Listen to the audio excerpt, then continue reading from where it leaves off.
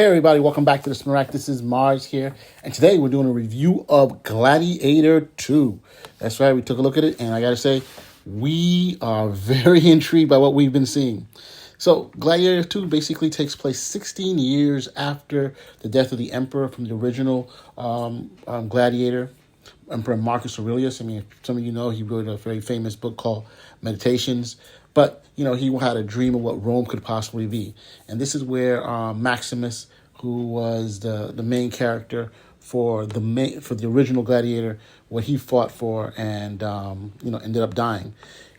So Maximus had a child, with Marcus Aurelius' daughter.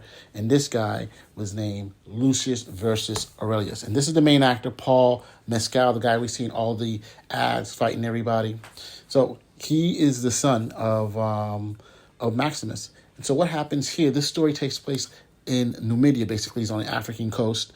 I guess common day Libya, around there, or Algeria. And he's living there under an assumed name. He's no longer in the empire. He's married. And just out of the blue, Rome comes to Numidia, and they attack it and destroy the town that he was in and kill his wife, and enslave him. He's now brought back to Rome. He's a gladiator. And guess who does he encounter in Rome? No, not in Rome, but I guess outside of Rome. He encounters the character of, wait for it, Denzel Washington as Macrinus. And Macrinus was based kind of loosely on a Roman guy who became emperor. But, I mean, he didn't last long. I think it was like a month or whatever. But he was, in this story, he was a former slave of the actual, emperor. I'm sorry, I'm going to give you some spoilers here. And, he got his freedom, and so he was able to work his way up to being able to purchase gladiators, and it's according to Lucius's mother, or he's also called Hanno, by the way, by other people until they find out his real name, is he supplied the military, the legions, with grains, legion being the army of Rome, with grains and foods and stuff. And so that's how he was able to accumulate a whole bunch of wealth. And now he's trying to get gladiators for the big gladiator shows in the Colosseum. So this is where he sees them. And he meets them, he finds him, he's very hateful, Lucius, because, his wife is just dead. He has a lot of rage, and Denzel's just playing his little, not trickster, but, conniving role, let me see what I can do with this guy. Let me spin him into something else. And he does. He says, gather that rage, take that rage and use it, and we can go far with this. And of course, because of that rage, Lucius becomes an unbeatable gladiator. He just does. There's a scene with the crazy baboons where he just takes a bite out of a baboon and it's like, ugh. So let me tell you, if you're squeamish and you don't like a lot of blood, don't come and see this. This is really for people who love the first one. So, but it's going to be a little different. Who definitely like sword and sandal movies. People who like Denzel Washington are definitely going to like this a lot. And of course, Ridley Scott fans, people who follow him all the time, the directors. It's a pretty enjoyable movie. So the other character that we have to talk about, the person who helped to sack the town of Numidia where Hanno, or Lucius as we want to call him, was living and had his wife killed, was Pedro Pascal. And Pedro Pascal was a General Cassius. And here's the crazy part. General Cassius is married to who? He's married to Lucilla, who is Lucius' mother. So when he was younger, after the death of Maximus, practically after the death of Maximus, she sends him away into the country, never to see him again for, 16 years, I said? He's out there hanging out, and Media makes a whole new life. And the reason she sent him is because she knew that people, the powers that be in Rome, were out to get him. Now, see, here's the thing. He's a prince of Rome. The previous emperor, who was his uncle Commodus, is dead. Why don't you proclaim him as emperor? I don't know. Here you have two guys, Greta and Carcella, who are the current emperors, who are both slightly mad, and one more than the other, as opposed to, saying, hey, I have a rightful claim for this. No, they just take over. They're the emperors. There's no explanation. And this is, I think, one of the problems with the movie, that there's certain aspects of the movie where you're like, what the heck is going on here, Ridley? And my surmise is that Ridley has always went over the time allotted. I think this movie's like 2.5 hours. He probably did 3.5 hours or 4 hours worth of good footage. And, we're going to get a director's cut. I just want to tell you, Kingdom of Heaven, great movie. When you see the original one on stage, when you first see the original movie, you're like, what the hell is this? But then when you see the second one, the full director's cut, all the missing pieces are put into place, and you're like, oh. And in this movie, you see that. There's some parts where you're like, what's going on? So there's a scene where Lucius meets up with his mother, and, you know, he's battling with her. He doesn't really want to be with her. And then they cut to another scene that they're all kind of friendly. You're like, what happened? Like, did I turn my head too fast? Did I, bite a popcorn? I don't know. But they're together now. And, so, I mean, there's no explanation sometimes as to people's actions and why they do it. So we have Denzel Washington as Macronist. I mean, and this dude is like the ultimate schemer. He goes from at the very beginning of the movie where he's scheming to get money. He took over this dude's house because he owed him money off of bets. I mean, just totally killing it, And then it seems as though he wants to make Rome grow bigger, like to take over Rome and run the whole show. And then he just drops it. Like, yo, let the whole damn thing burn. Probably that was the plan all along. I'm not sure. And I think probably we need a little bit more development in this. Ridley's always graded, giving us a lot more backstory and explanations about the shows that he does. So hopefully he'll do this in the future. What else can we say about the movie?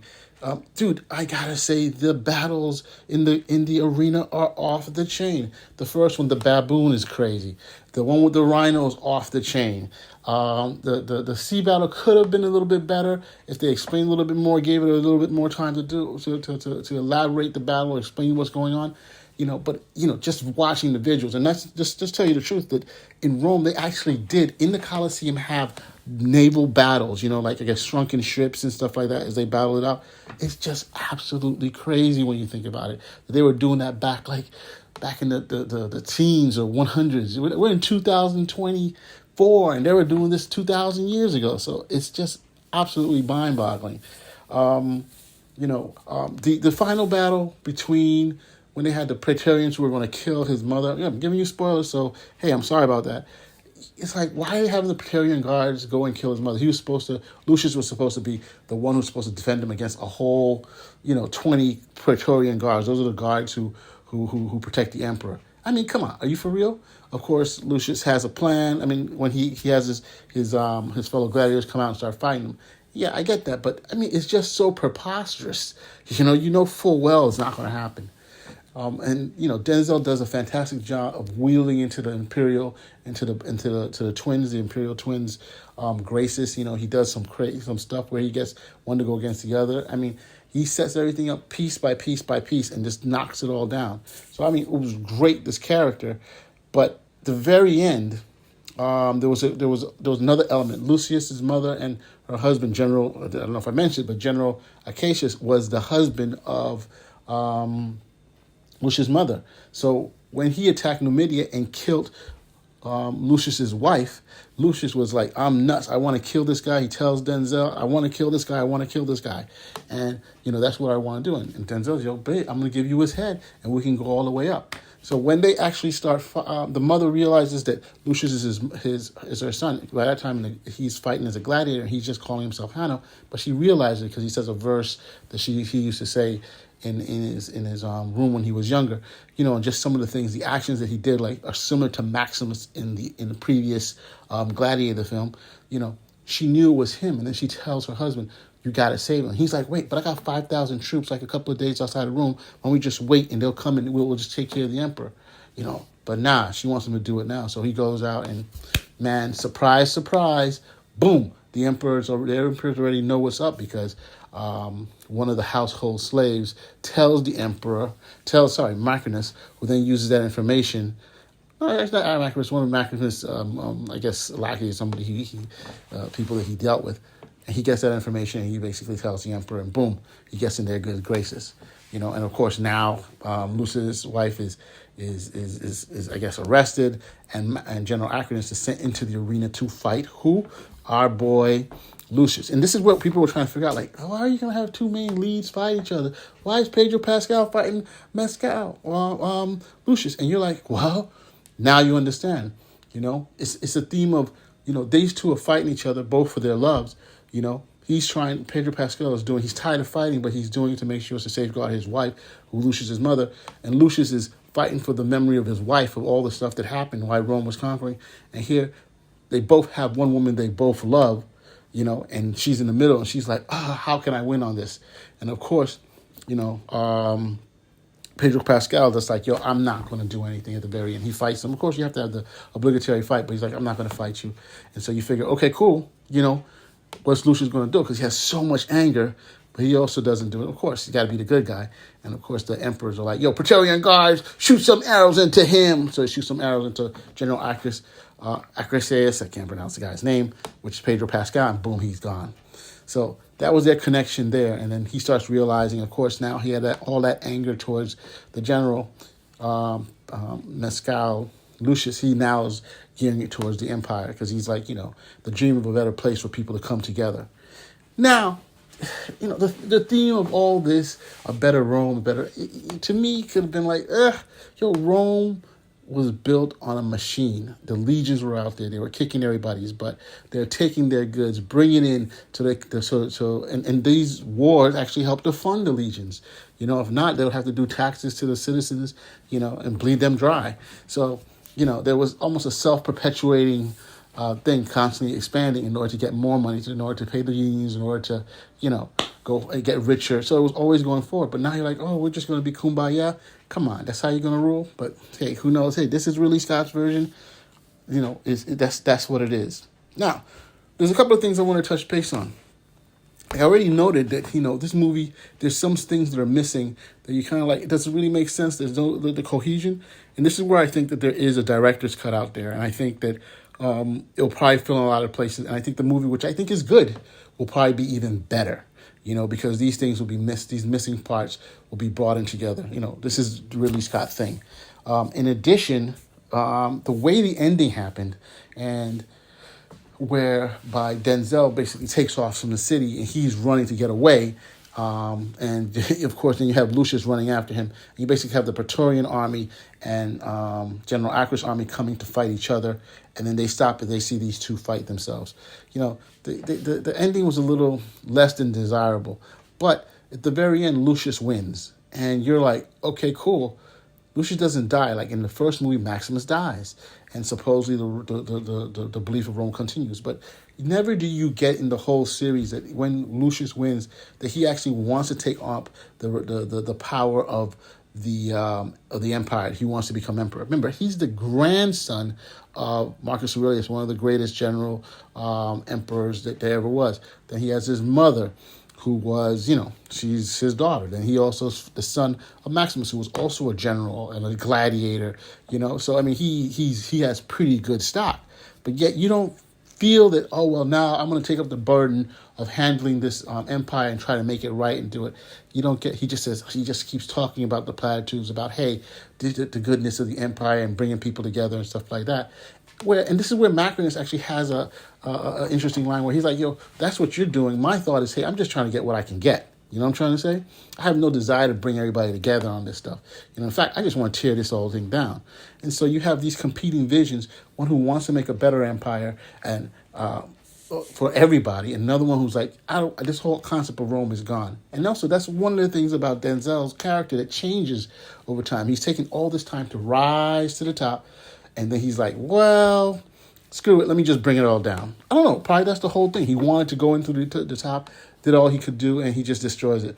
But you figure, wouldn't that also impact his money? Wouldn't that also impact his society if you're taking out everybody who you were hoping to, use? I don't know, man. I don't know.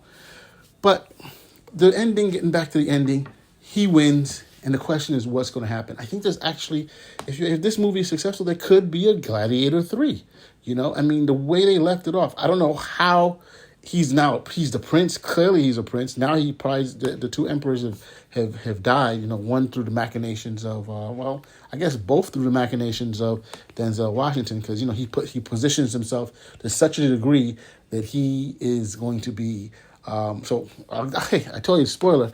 So the first emperor, the two emperors there, he got the dumber of the two to say, hey, the other emperor's out to blame you for things that are happening in Rome. There's a riot going on in Rome after they killed General Acris. People didn't like that. They're like, oh my gosh, Pedro Pascal, he was a general who won this Numidian campaign. And now I think this whole thing takes place within a 10-day period now, or less than a 10-day period. And now first you were hailing him as a hero, and then all of a sudden you just killed him. So not good, right? So there's riots. So the younger brother, the twins, so the crazier one, who has a little pet monkey, Denzel talks him into, you better your brother's going to try to kill you, so, blame you for all that happened. So, the brother, he tries to build up that brother. The brother goes to the one who's smarter, and he tries to stab him. But of course, the other brother's smarter. He's bigger, he's stronger. But Denzel comes in and actually finally jukes the other one, and boom. So now we got the crazy nutcase with the monkey jumping around. He's now the emperor, And what the first thing he does? He makes his monkey a council, which is like one of the top positions in Rome. He makes him the first consul, and the whole Senate approves it. And then he makes Macrinus the second consul. So you're like, what the fudge? So, but if you see, really, in all intents and purpose, you basically have Macrinus running, because the other guy, the emperor, doesn't really care about anything. So it's him and his monkey. So he's telling the senators what to do, telling the Praetorian Guards what to do and stuff like that. So it's pretty interesting there. And then, of course, that emperor was always bound to die, and Macrinus was not going to let him live long. So overall, I got to say, my impression of the movie is, if you're going, I will repeat one more time, if you are a Ridley Scott fan, you're going to like it. If you are a Denzel fan, I think you're going to like it. Probably the ending, you may have a bit of a problem. If you like the original Gladiator, you're going to like it. If you like sword and sandal, Roman fights and stuff, you're going to like it. The question is, will this movie bring in people who are not privy to all this? My take is there's a very strong potential, especially with this whole Wicked Gladiator battle or co-advertising that's been going on.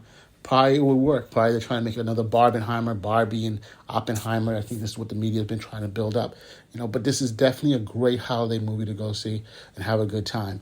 Again, a lot of blood and gore. Probably not exactly for the little kiddies, unless they got pretty strong stomachs. But, it's definitely for an adult. It's entertaining. Does the story make a lot of sense? As is, it could be done better. But overall, I think I didn't know how the original Gladiator won Oscars, but, let's see what happens here. So if you like my review, please give me a comment, thumbs up, and Spinnerrack out.